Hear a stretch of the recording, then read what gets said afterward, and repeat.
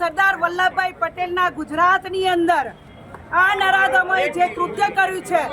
આરોગ્ય મંત્રીના ગામની અંદર જો આવો કેસ બનતો હોય ને તો શરમ કરવી જોઈએ ને ઢાંકણીમાં પાણી લઈને ડૂબી મરવું જોઈએ।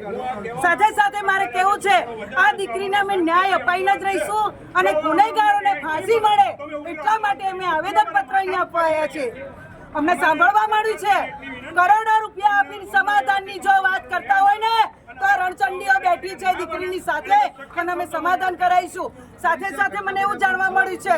આરોગ્ય મંત્રી શ્રી કાલે સીએમ સાહેબ અહીંયા વિસનગરની અંદર હતા અને ભજન મંડળની બહેનોને તમે 5 વાગ્યાથી લઈને 9:30 વાગ્યા સુધી જો તમે ભેગી કરી હોય અને આ દીકરી પર જે કૃત્ય થયું છે એના માટે તમે એક શબ્દ નથી બોલે ને એનું આ બહેનોના દુઃખ છે। સેના તમે બહેનો બેટી બચાવો બેટી પઢાઓની વાતોને સૂત્ર લઈ નીકળી પડ્યા છો, શરમ આવી જોઈએ। સાથે સાથે મારે કહેવું છે દાદાનું બુલડોઝર ચલાવવાની વાત થતી હોય તો આ ગુનેગારોના મકાનની અંદર જેટલા મકાન છે ને એમાં બુલડોઝર ચાલવા જોઈએ ને ચાલવા જોઈએ। સાથે સાથે મારે કહેવું છે